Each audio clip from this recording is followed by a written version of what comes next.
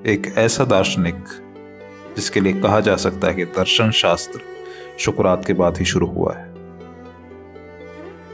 आज हम बात करने वाले हैं सुकरात के जीवन के अंतिम दिन के बारे में, जिस दिन उन्होंने जहर का प्याला पिया और जिस दिन उनकी मृत्यु हुई। तो मेरा यह निवेदन है कि जो व्यक्ति कमजोर दिल वाले हैं वो इस वीडियो को ना देखें। क्या किसी के जीवन दर्शन को देख के उसे जहर दिया जा सकता है? क्या किसी के विचारों को सुन के उसे मौत की सजा दी जा सकती है? हाँ, ऐसा हो सकता है, क्योंकि इतिहास इसकी गवाही देता है, जिसका सीधा उदाहरण हमें शुकरात के रूप में मिलता है। जी हाँ, वही शुकरात जिसके दर्शन शास्त्र की वजह से भयभीत होके उसे जहर का प्याला दे दिया गया। पर उस इंसान ने अपने ज्ञान, अपने दर्शन को कभी भी ताक पे नहीं रखा और कभी भी उसे समझौता नहीं किया।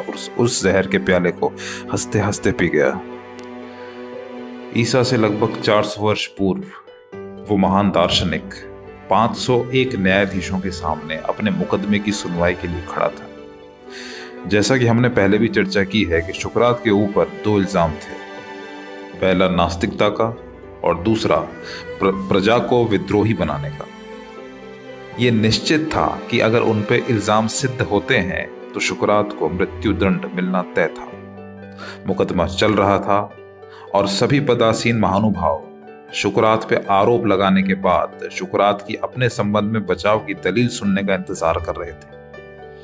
और सुकरात ने अपने बचाव में दलीलें दी भी। उन्हें सुनने के बाद न्यायाधीशों ने निर्णय पे पहुंचने के लिए वोटिंग की पेशकश की, क्योंकि यदि बिना वोटिंग करे वो सुकरात को सजा सुना देते तो जनता में विद्रोह पनप सकता था। और उस वोटिंग में लगभग 280 न्यायाधीशों ने सुकरात को दोषी माना और उन्हें मौत की सजा सुनाई। सुकरात को जेल ले जाया गया और वो अंतिम दिन भी आ गया जब सुकरात को जहर दिया जाना था।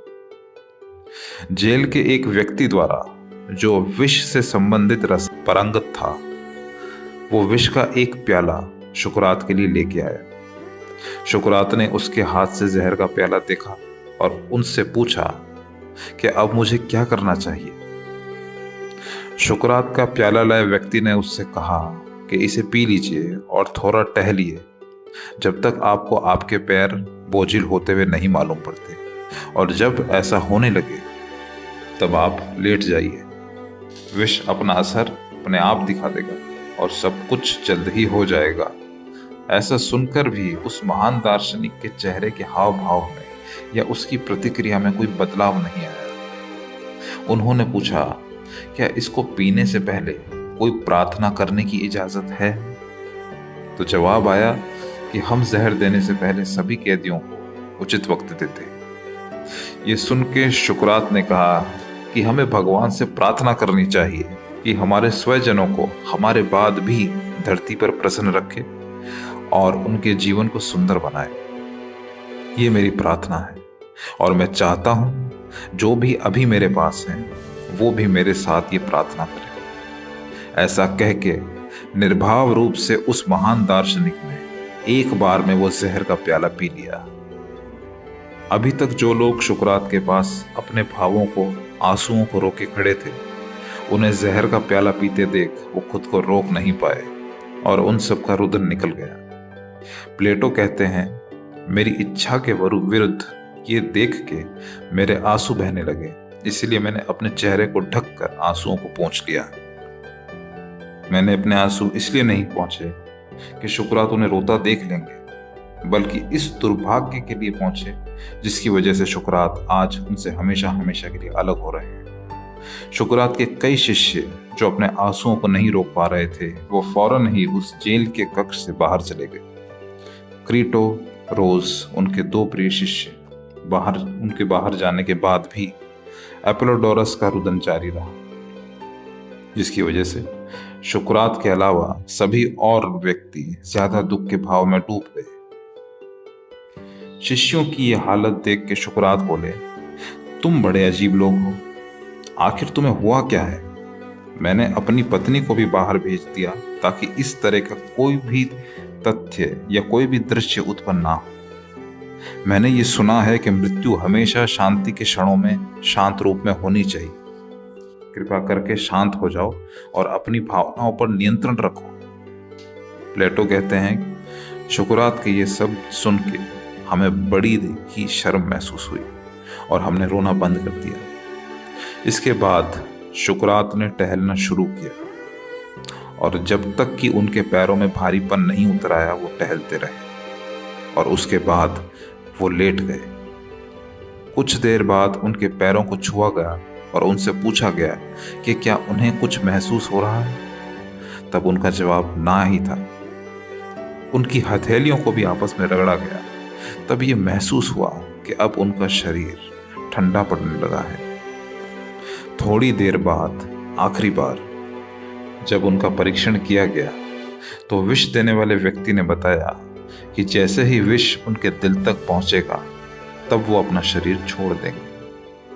थोड़ा और समय बीतने के बाद सुकरात ने अधिक ठंड महसूस की और अपने आखिरी शब्द अपने प्रिय शिष्य क्रीटो को अपने पास बुला कर गए।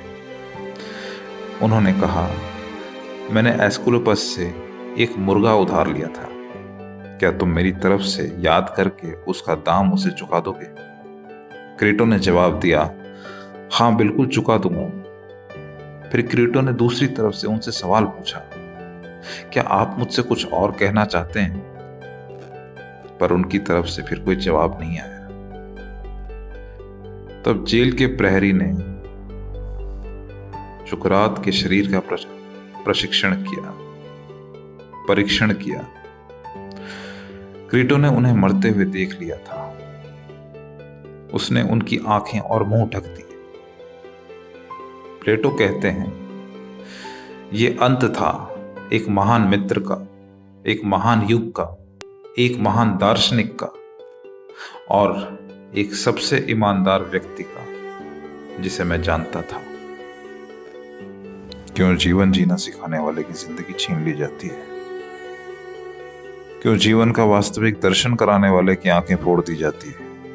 क्यों सच बोलने वाले की जबान काट दी जाती है? क्यों हर सच्चे आदमी को झूठा ठहरा दिया जाता है?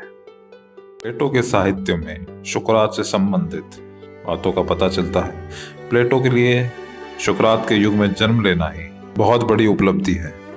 प्लेटो सुकरात को अपने गुरु के रूप में मानते थे।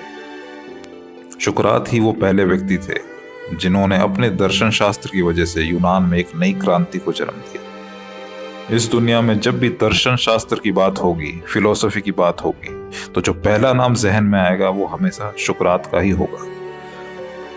इतिहास के पन्ने सुकरात जैसी महान विभूतियों के खून से सने हुए हैं।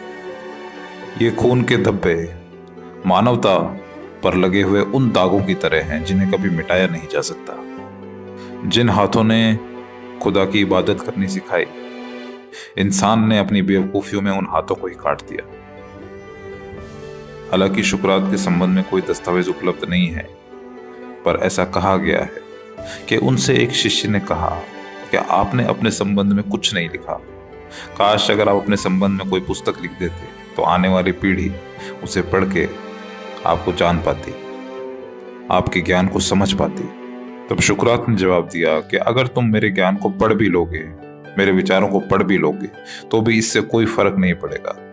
फर्क इससे पड़ेगा कि तुमने मेरे विचारों को कितना आत्मसात किया है। और अगर तुमने आत्मसात कर ही लिया है तो फिर उसे लिखने की जरूरत नहीं, क्योंकि वो तुम्हारे व्यक्तित्व में हमेशा के लिए बसा रहेगा और तुम्हें ऊर्जा देता रहेगा। इसी के साथ मैं अपनी वार्ता को यहाँ विराम देता हूँ। यदि इस संबंध में आप कुछ बात कहना चाहें तो कमेंट बॉक्स में लिख सकते हैं। तब तक के लिए